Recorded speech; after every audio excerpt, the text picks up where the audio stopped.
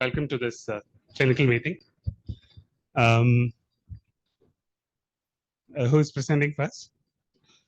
Is it Amrita? And your case is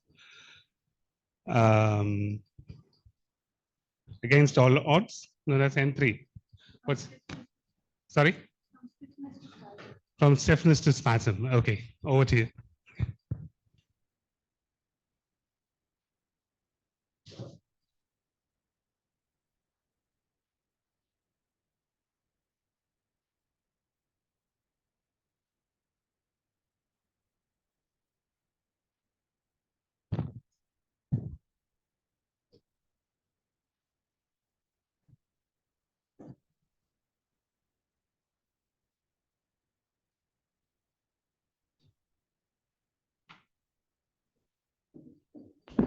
Good morning, everyone. I'd like to present my case from stiffness to spasm on behalf of Medicine One.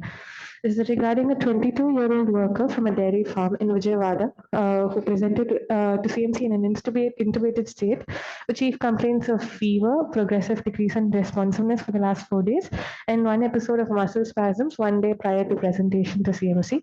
He lived alone with his colleagues in Vijayawada, but he was initially from Jharkhand.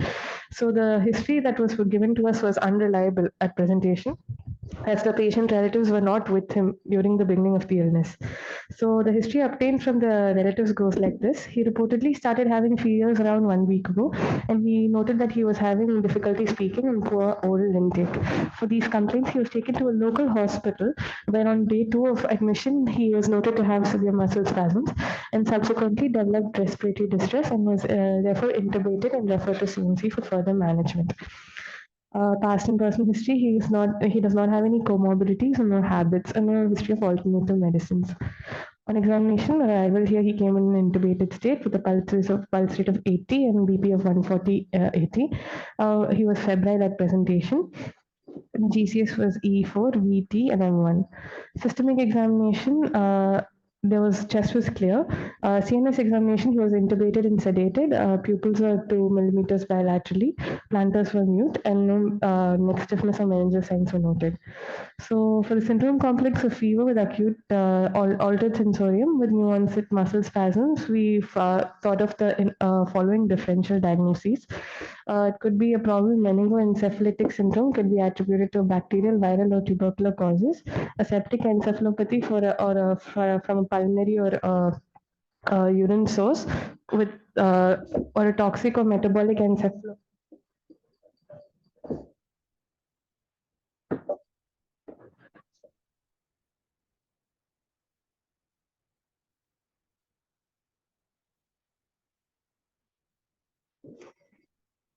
For toxic or hematologic encephalopathy, it could be attributed to hyponatremia, hepatic or uremic encephalopathy, hypercalcemia, hypoglycemia, or hypoxia. Any of the tropical illnesses with CNS involvement, like cerebral malaria, dengue, rickettsial infections, any structural causes like intracerebral hemorrhages, cerebral venous thrombosis, endocrine causes such as hypothyroidism, Addison's disease, drug-induced causes like neuroleptic malignant syndrome, and autoimmune causes are also considered as such as person syndrome, progressive encephalitis, and myoclonus and rigidity. So the preliminary investigation showed a elevated total count with neutrophil predominance. There was elevation of AST/ALT, and he had presented with severe hyperkalemia. Urine routine showed presence of blood and protein, and coarse granular plaques as well. There was no derangements in renal function, and the blood cultures that had been taken at presentation showed no growth. BBVS was negative. CSF analysis and imaging was done, which showed counts of WBC of 1, RBC of 1, and glucose protein of 117 and 27 respectively. Bacterial cultures from the CSF were also negative. Brain imaging, CT done at arrival, did not show any acute intracranial abnormalities, and MRI with MRI brain with menogram was inconclusive. They had showed a acute leukoencephalopathy and attributed it to a most likely toxic or metabolic causes. Cerebral venous sinuses and major intracranial veins were unremarkable. So coming back to reconsidering our differentials. So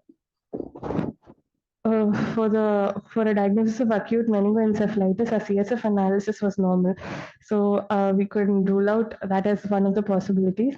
No gross metabolic derangements were noted apart from liver enzyme derangements. So toxic metabolic encephalopathies could also be ruled out. Tropical illnesses, serological investigations, and malarial smears were sent for cerebral malaria, dengue, leptospirosis scrub, and were negative. Intracranial hemorrhage and CVTs were also ruled out because the brain imaging was normal. Endocrine causes were also ruled out, and any drug-induced etiology. There was no details regarding drug intake, and heavy metal screening was also done, which was negative. So during his course in the ICU, he had started developing labile blood pressures and spikes of hyperthermia and hypothermia, and he had developed severe rhabdomyolysis and myoglobin with the initial CPK levels showing 1,54,210 units per liter, and initial urine myoglobin levels showing 47,083 units per liter. This was one of the videos that was taken for his muscle spasms, which was more apparent when they had tried to wean him off of sedation.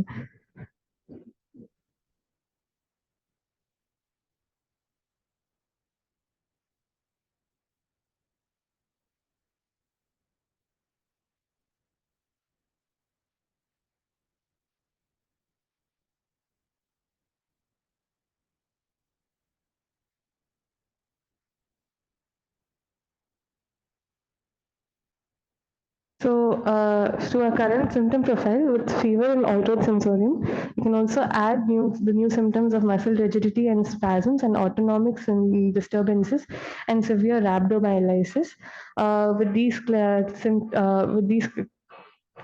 this syndrome, a clinical diagnosis of tetanus was considered. I'd like to speak a bit about Clostridium tetani. So the agent is Clostridium tetani. It's an obligate anaerobe gram-positive spore-forming bacilli. So spores are particularly resistant to disinfection. The host are people who have sustained traumatic wounds, burn injuries, people who have surgical abscesses, gangrenes, and intravenous drug users have also had an increase in incidence of Clostridium tetani infections. The spore in and of itself is found ubiquitously in soil, and it's also found in domestic animal and human feces and the GI tracts. The incubation day, according to incubation period, according to CDC, lasts is anywhere between 3 to 21 days. So the epidemiology of tetanus from 1999 to 2019, there's been a drastic reduction in the number of tetanus cases due to the efficacy of the vaccination campaigns that have been held worldwide. But it remains to be a disease of developing nations and continues to be prevalent in resource-poor settings. But there are, in some well-developed nations, there have been case reports that have been published where tetanus have also been found. So this is one such case report from the Netherlands, and this is one such case report from the United States. The pathogenesis of tetanus, it's a toxin-mediated action. So there are two toxins, tetanospasmin and tetanolysin. Tetanospasmin is a stool virulence factor. It undergoes retrograde axonal transport in the CSS and causes proteolysis of the snare protein, which inhibits presynaptic release of GABA and glycine, which then leads to uncontrolled stimulation of motor neurons. The tetanolysin is not a virulent factor and causes local tissue necrosis. The natural history of tetanus. So once the spore enters the human body through the wound, it takes around 7 to 10 days to reach up to the presynaptic vesicles where they are uptaken and cause swamp cleavage in the GABA inhibitory neurotransmitters. And during those periods, we can see initial symptoms such as muscle aches, trismus, myalgia. Further toxin effects are then noted later, which cause muscle spasms, cardiovascular instability like labile BP, tachybrady, which we were able to appreciate in our patient, and pyrexia and increased respiratory and GI secretions. So the discovery phase occurs 4 to 6 weeks after that, where there's cessation of spasms and restoration of normal muscular tone, and then there's eventual return of cardiovascular and autonomic control. So the diagnosis of tetanus is purely clinical, and the clinical presentation of tetanus includes trismus, spasms and muscle rigidity, and dysphagia prior to uh, uh, dysphagia, and other findings are consistent with tetanus would be those related to the autonomic dysfunction, and diagnostic tests are not useful in isolating or ruling out tetanus. So the treatment, there are three mainstays of treatment in tetanus. Is one is the prompt neutralization of the unbound toxin by the tetanus immunoglobulin administration. The second is the antibiotic, which prevents further toxin production, and the antibiotic of choice is metronidazole. Local debridement of the wound and benzodiazepines increase the presynaptic GABA and decrease muscle spasms. Diazepam is what is commonly used. So back to our patient, he presented with complications of dysautonomia with respiratory distress, requiring prolonged intubation, and he was therefore tracheostomized on the 28th of August. He was treated with aggressive hydration for rhabdomyolysis, and there was an eventual decline in CPK and urine myoglobin levels. Renal functions also returned to normal. He was treated with baclofen, diazepam, and his muscle spasms he recovered eventually from his muscle spasms. Currently, he is ambulant. He is able to speak, and he continues to have persistent orthostatic hypotension. He is planned for removal of the tracheostomy and is on physiotherapy for his residual hypotonia, and the diazepam doses have been tapered to minimal levels. So going back to the initial history, which was unreliable, we now that the patient himself is able to speak, we were able to get a retrospective history where the patient reportedly sustained an injury in his left great toe before coming to CMC, and 2 to 3 days later, he started developing high-grade fevers with the typical jaw tightness, rhizus sardonicus, and which was rendering him unable to speak and effectively eat. He also progressively developed neck stiffness and inability to flex the neck and shoulders the following day. The role of vaccination and tetanus immunoglobulin in patients who have had a tetanus infection. Patients must be given a full primary course of immunization, as tetanus toxoid is purely immunogenic, and immune response following the natural infection is inadequate. Tetanus immunoglobulin is recommended during the initial stages before for toxin neutralization, before the toxin reaches the presynaptic vesicle. Due to the delayed presentation here, TTG was not given in our patients. So learning points is the clinical diagnosis of tetanus, differential diagnosis that could be considered in tetanus, global incidence and treatment of complications of tetanus, and the role of vaccination and tetanus immunoglobulin in patients who have had tetanus. Thank you. Thank you, Amrita. Nice presentation. Just go back to your differential diagnosis at the, after your history. So, did he come with fever when he came? Yes, he had. And how long was the history of fever? The family reported to be 7 days. 7 days. Yes. How do you explain fever? Autonomic dysfunction and tetanus can also cause Regular. He had high spiking fever every day. Okay, and how do you explain the altered sensorium? They were saying decreased responsiveness, so inability to speak. Now, was there altered sensorium or not? At presentation, so you can't explain altered sensorium with a diagnosis of tetanus. Yeah, and was the muscle spasm painful? Yeah, and I had asked him after he had gotten better. No, after he was weaned off yes, your muscle thing, when he was in a tracheostomy, yes. Was it when he was having spasms, was it painful? He reported it to be very painful. Yeah, okay. So that is an important feature. So usually patients have these spasms which are quite painful. And what causes the spasm to come on? Any photostimulation. Yeah, sensory stimuli, even breeze and fan and all that is going to, will set off a spasm. It can be quite painful. It's not easy to manage actually. Invariably be on a ventilator, attached to a tracheostomy, and usually have a very long course. A lot of them will develop ventilator-associated pneumonia. The fever is not very, not very convincing. And again, your differential diagnosis. Did he have a diagnosis? Did your initial thing did not include, include tetanus at all. You should have included tetanus. Moment somebody comes with spasm, you can't not have a listed differential diagnosis, without tetanus. What else would you consider if somebody comes with a spasm like that? Strychnine poisoning. Sorry? Strychnine poisoning. Anything else? Maybe altered sensorium also.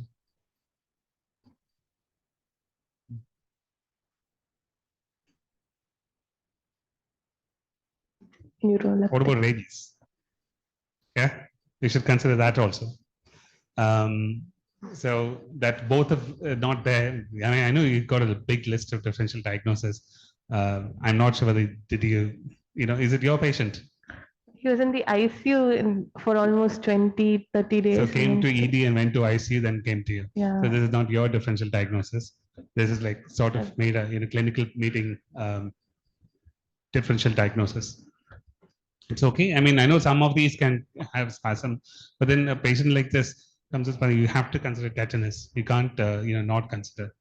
And the history, unreliable history, you can't say that. You have to get a good history. In clinical meeting, we can't come and say it's unreliable history. Okay, but I think it's well managed in terms of whatever you did for for the muscle spasms and vaccination. Everything is well managed. Any questions from the audience or comments? Yes, Vinith.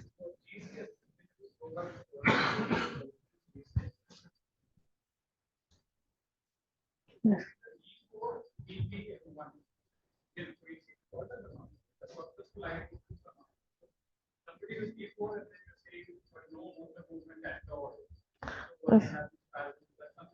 But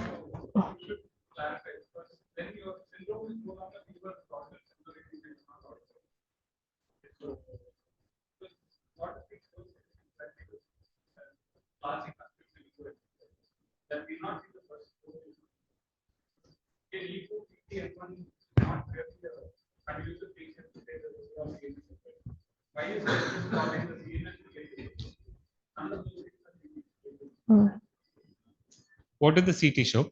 CT or MRI? It was normal. They had showed CT had showed no acute intracranial abnormality. MRI had showed acute leukoencephalopathy. How do you explain that? Is it something that is seen with tetanus? It's not. What's the explanation? You did MRI thinking of something and it shows something, so you have to have an explanation. What is the cause of acute leukoencephalopathy? Is it seen in tetanus? Does the toxin go to the brain? So that's the homework you still have to do, especially when you're coming in doing a presentation, clinical meeting. You can't say acute leukoencephalopathy and just finish tetanus and go. There has to be a logical explanation for all your findings. So anybody has any input on acute leukoencephalopathy? And I'm not seeing too many tetanus cases. Maybe you might get once in a year or once in 2 years a case will get intubated. I'll ask Dr. Ramya to give any comments. I'm sure Dr. Ramya has seen a bit more.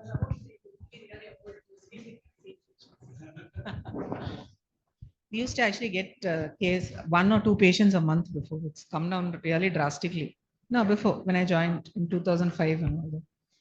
I've not seen anybody with leukoencephalopathy. They are actually fully conscious. And like Vineet was saying, maybe you have tubed him and he's moving. See, they are very rigid and they have spasms. They can't move. So maybe you put your altered sensorium too much heavily relied on the motor part of it. So maybe he's not altered. I don't know. So tetanus doesn't have altered sensorium. They'll be fully conscious. They'll have it being spasm. They'll be in pain. They'll be rigid and they'll be suffering.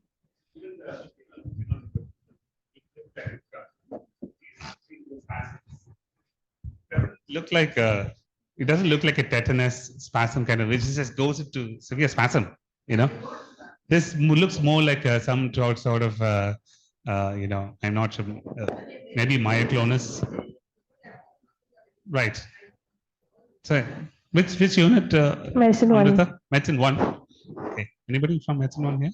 Any input? Come on. No? Okay.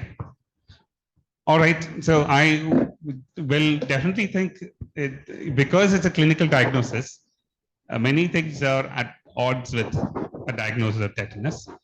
Did he have a wound which you saw and Yes. examined? Was it an open wound? Was it a heavily contaminated wound? He had a healed wound which was present over his right great toe. That's it. What kind of wound was it? It was clean when I had. It was initially. I Was don't there an know. open wound when you saw? No. Okay. So everything is at quite odds.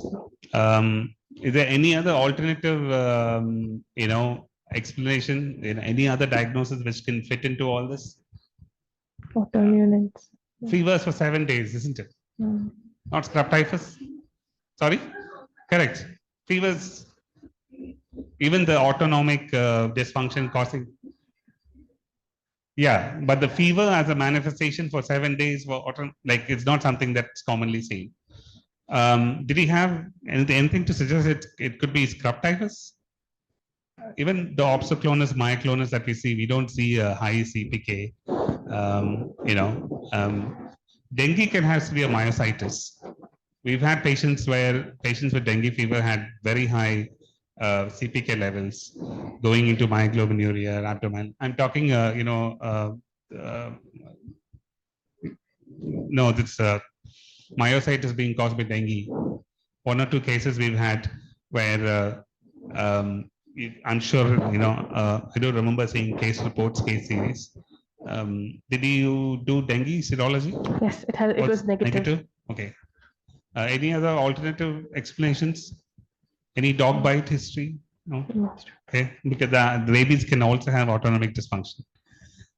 You can have fever, and we had patients admitted in ICU as rabies, intubated, then the whole of ICU running around for rabies vaccination. I think Dr. Ramya might remember a patient who was I think patient was from Javadi and bypassed ED and straight admitted into ICU, and rabies diagnosis was missed. So one of the reasons why you should not take shortcuts. The patient always should come to ED and then goes. If you bypass that, some of these safety checks will be missed. So this patient actually had almost a similar presentation.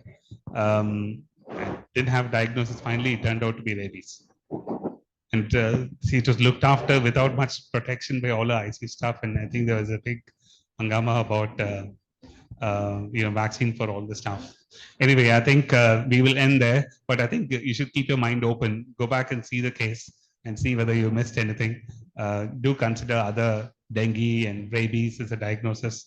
I'm sure your seniors also have given input. It could still be tetanus. Okay, I think we'll move to the next case. Who's presenting next? I didn't get that sheet. Can I have a sheet of today's, the list of cases?